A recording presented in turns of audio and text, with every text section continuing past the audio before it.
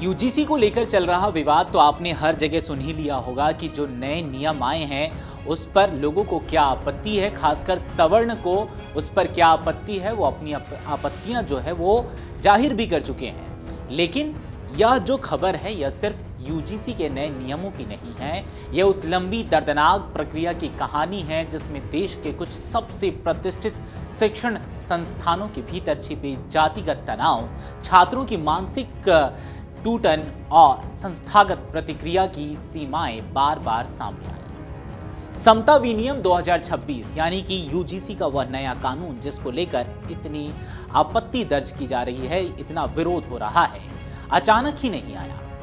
इनके पीछे सालों का मंथन है, अदालतों की टिप्पणियां हैं, सामाजिक दबाव है और दो ऐसी घटनाएं हैं जिन्होंने नीति निर्माताओं को यह सोचने पर मजबूर किया कि क्या मसौदा नियम वाकई पर्याप्त हैं।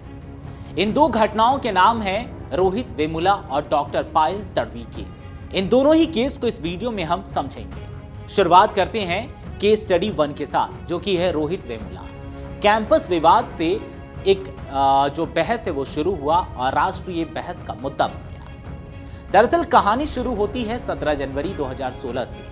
17 जनवरी 2016 को हैदराबाद सेंट्रल यूनिवर्सिटी के हॉस्टल में शोध छात्र रोहित वेमुला ने आत्महत्या कर ली। यह घटना एक व्यक्तिगत त्रासदी से आगे बढ़कर राष्ट्रीय बहस बन गई। सवाल उठे कि क्या विश्वविद्यालयों में जातिगत भेदभाव और संस्थागत फैसले छात्रों की मानसिक स्थिति पर गहरा असर डालते हैं। रोहित वेमुला छात्र राजनीति में सक्रिय थे और अंबेडकर स्टूडेंट एसोसिएशन से जुड़े थे।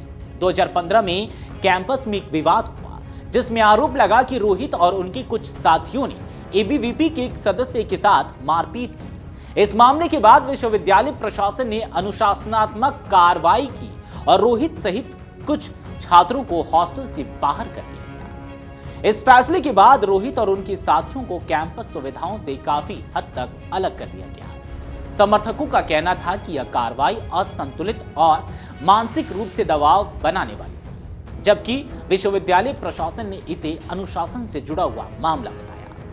रोहित की आत्महत्या के बाद विपक्षी दलों और कई छात्र संगठनों ने आरोप लगाया कि राजनीतिक दबाव और जातिगत भेदभाव ने इस त्रासदी में भूमिका निभाई। 2019 में तेलंगाना पुलिस ने इस मामले में क्लोजर रिपोर्ट दाखिल की। रिपोर्ट में दावा किया गया कि रोहित अनुसूचित जाति वर्ग से था ही नहीं और उनकी जाति को लेकर दस्तावेजों में अनियमितता पाई गई। रिपोर्ट में यह भी कहा गया कि वे व्यक्तिगत और शैक्षणिक तनाव में थे। इस क्लोजर रिपोर्ट को लेकर रोहित के परिवार ने कड़ा विरोध किया। परिवार का कहना था कि जांच का फोकस उनके बेटे की मौत के कारणों से हटकर उसकी जाति पर चला गया, जबकि असल मुद्दा संस्थागत व्यवहार और मानसिक दबाव का था। यह जो पूरा आरोप है रोहित के परिवार के द्वारा लगाया गया। इस पूरे प्रकरण ने यह सवाल खड़ा कर दिया कि क्या कैंपस में लिए गए प्रशासनिक फैसलों और सामाजिक माहौल का छात्रों के मानसिक स्वास्थ्य पर पर्याप्त आंकलन किया जाता है। अब बात करते हैं केस स्टडी 2 के बारे में, जो डॉक्टर पायल तडवी के बारे में। मेडिकल संस्थानों में भेदभाव के आरोप लगे थे। दरअसल 22 मई 2019 को मुंबई के BYEL नायर अस्पताल के हॉस्टल में 26 वर्षीय पीजी छात्रा डॉक्टर पायल तडवी ने आत्महत्या कर ली। पायल अनुसूचित जनजाति समुदाय से थी और पहली पीढ़ी की डॉक्टर थी। पायल के परिवार ने आरोप लगाया कि 3 वरिष्ठ डॉक्टर हेमा आहूजा, भक्ति मेहर और अंकिता खंडेलवाल उन्हें लगातार जाति सूचक टिप्पणियों और मानसिक उत्पीड़न का सामना करवा रही थी। परिवार का कहना था कि काम के दबाव में साथ साथ कथित भेदभाव ने पायल को मानसिक रूप से तोड़ दिया। पुलिस जांच में एक सुसाइड नोट मिलने की बात सामने आई, जिसमें इन 3 डॉक्टरों के नामों का उल्लेख बताया गया।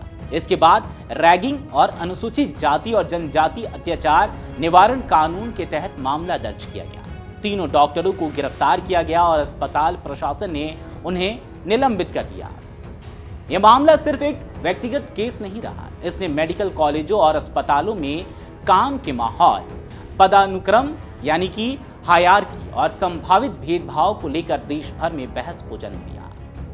रोहित वेमुला और पायल तडवी दोनों मामलों में एक समान पहलू सामने आया। छात्रों और प्रशिक्षु डॉक्टरों के मानसिक स्वास्थ्य, संस्थागत फैसलों और कथित भेदभाव के बीच जटिल संबंध। इन घटनाओं के बाद कई रिपोर्ट्स, याचिकाएं और विशेषज्ञ समितियों की चर्चाएं सामने आई, जिसमें यह कहा गया कि 2012 के यूजीसी नियम केवल सीमित दायरे में शिकायतों को कवर करते हैं। समय के साथ यह महसूस किया गया कि भेदभाव केवल अनुसूचित जाति और जनजाति तक सीमित नहीं है, बल्कि पिछड़ा वर्ग के छात्र भी इसी तरह की समस्याओं का सामना कर सकते हैं।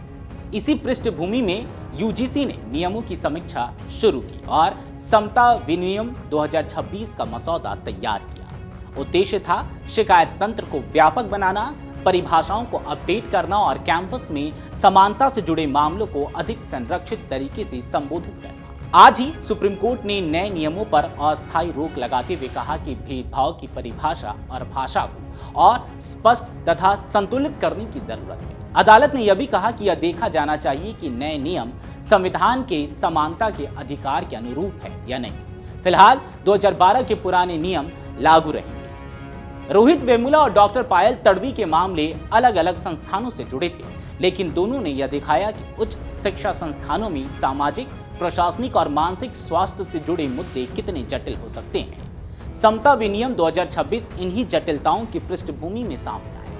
इन नियमों पर बहस जारी है। अदालत की निगरानी में प्रक्रिया आगे बढ़ रही है, लेकिन ये जो नया नियम आया है, इसको लेकर जो सवर्ण समाज है, जो सवर्ण कैटेगरी है, वो विरोध जता रहे हैं। इसको लेकर जो नए नियम लागू किए गए हैं, उसमें जैसे ईओसी का गठन करना, उसमें केवल SC, ST और OBC वर्ग के लोगों को उसमें शामिल करना, सवर्ण से किसी को शामिल नहीं करना, ऐसे अनेकों मामले हैं जिसको लेकर जो सवर्ण वर्ग है वो आपत्तियां दर्ज कर रहे हैं। उसी को लेकर आज सुप्रीम कोर्ट में सुनवाई भी हुई है।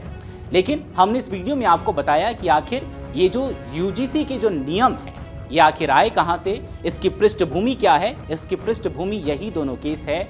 रोहित वेमुला जो कि खूब विवादों में रहा, यहाँ तक कि राष्ट्र स्तर की उस पर राजनीति भी हुई। उसके बाद 2019 में पायल तड़वी का मामला सामने आया। इसी दोनों मामले की पृष्ठभूमि में सुप्रीम कोर्ट ने यह आदेश जारी किया था कि यूजीसी शैक्षणिक संस्थानों को लेकर कुछ नियम लेकर आए।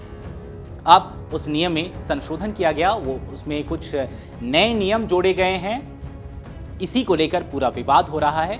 इस पूरे विवाद को लेकर और इन दोनों केसों को लेकर आपको क्या लगता है, हमें कमेंट सेक्शन में जरूर बताते जाएं।